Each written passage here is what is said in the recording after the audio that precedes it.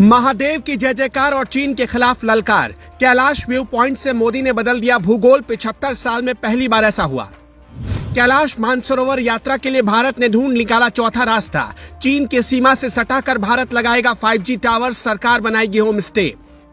भारत के लोगों के जहन से डर कैसे निकाल रहे मोदी। चीन की सीमा से सटाकर मोदी बना रहे शिवधाम, जहां से दिखेगा कैलाश पर्वत। चीन की सीमा से सिर्फ 20 किलोमीटर की दूरी पर 30 परिवारों का एक गांव, जिसकी किस्मत और सूरत रातों रात मोदी ने बदल दी है। जहां जाने से अब तक अधिकारी और प्रधानमंत्री भी कतराते थे, उस गांव में आज डर नहीं बल्कि दिवाली का माहौल है। लोग खुश हैं। उससे आखिरी गांव नहीं बल्कि देश का पहला गांव के नाम से पुकारा जा रहा है। एक दौर तो आपको याद ही होगा जब कश्मीर के लाल चौक पर भी दिन में आप नहीं जा सकते थे। आपको वहां जाने के लिए भारी भरकम सुरक्षा चाहिए होती थी, लेकिन मोदी राज में हिंदुस्तान ने यह हालात बदल दिया और अब बिना सुरक्षा के भी आप घाटी में कहीं भी जा सकते हैं। और उसी घाटी में अब राहुल गांधी अपनी बहन के साथ बर्फ के गोलों से खेलते भी हैं। और जिस चीन की सीमा पर 75 सालों में कोई भी प्रधानमंत्री नहीं पहुंच पाया, वहां पहुंचकर पीएम मोदी ने ध्यान किया, साधना की, पूजा पाठ किया और चीन से सटे उसी सीमा पर अब पार्वती धाम भी बनाने जा रहे हैं। प्रधानमंत्री ने देश की स्ट्रैटेजी बदल दी है। इंडिया अब डिफेंसिव नहीं ऑफेंसिव हो चुका है। इसके दो बड़े सबूत आज हम आपको दिखाएंगे। पहला, मोदी की बदली स्ट्रैटेजी का नतीजा कि भारत के आखिरी गांवों को अब भारत का पहला गांव कहा जाने लगा है, जैसे कि माणा भी चीन की सीमा पर बसा हुआ है और उत्तराखंड में ही है।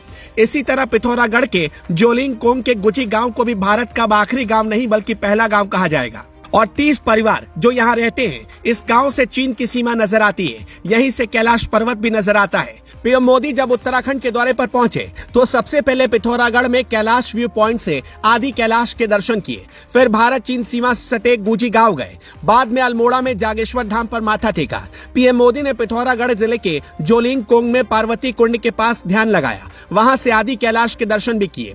अभी तक कैलाश दर्शन के लिए भारतीयों को वीजा लेकर तिब्बत जाना पड़ता था, लेकिन अब कैलाश पर्वत के दर्शन के लिए पिथौरागढ़ में व्यू पॉइंट मिल चुका है। हमारी बात आपके लिए कोई मायने भले ही ना रखती हो, लेकिन जोलिंगकोंग गांव के लोगों के लिए बहुत बड़ी बात थी। इसे ऐसे समझिए, आजादी के बाद से अब तक उस गांव के लोगों ने किसी भी प्रधानमंत्री को साक्षात नहीं देखा था।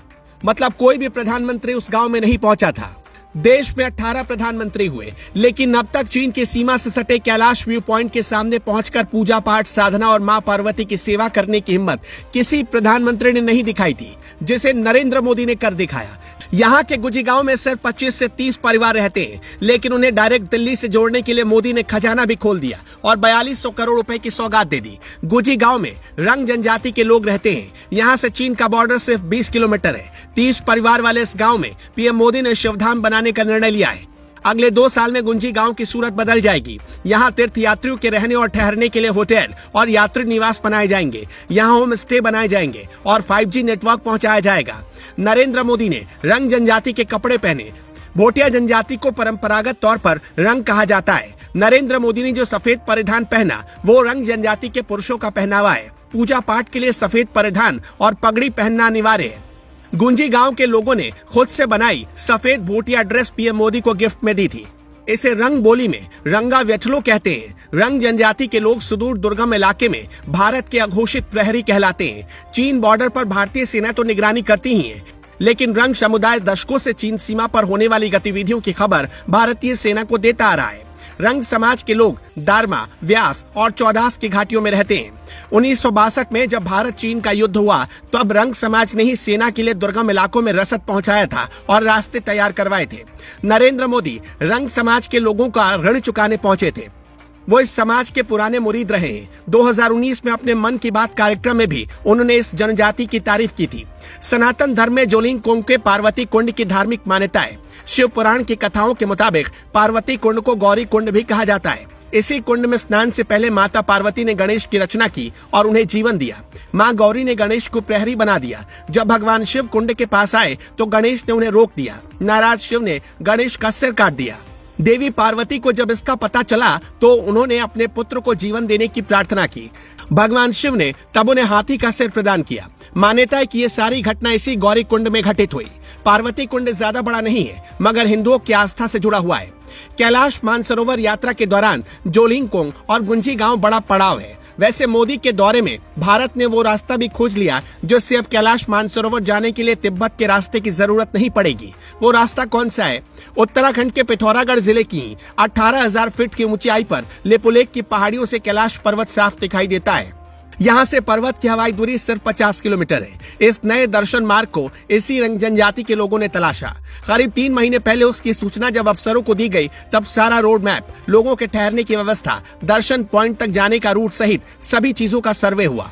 लिपुलेख की जिस पहाड़ी से कैलाश पर्वत दिखता है वो नाभि ढांग के ठीक 2 किलोमीटर ऊपर है। यहाँ से 4 से 5 दिन की यात्रा करके कैलाश पर्वत के दर्शन के लिए पहुंच सकते हैं। श्रद्धालुओं को सड़क मार्ग से धारचूला और बूढ़ी के रास्ते नाभि ढांग तक पहुंचना होगा। इसके बाद 2 किलोमीटर की चढ़ाई को पैदल तय करना होगा। स्थानीय लोगों का ये भी दावा है कि पिथौरागढ़ के ही जोलिंग कॉन्ग से 25 किलोमीटर दूर लिम्पियाधुरा चोटी से भी कैलाश पर्वत के दर्शन हो सकते हैं। लिम्पियाधुरा चोटी के पास ओम पर्वत, आदि कैलाश और पार्वती सरोवर है। यहाँ से कैलाश पर्वत के दर्शन होने से इस क्षेत्र में धार्मिक पर्यटन का स्कोप बढ़ गया है। अभी तक कैलाश मानसरोवर की यात्रा 3 रास्तों से होती थी।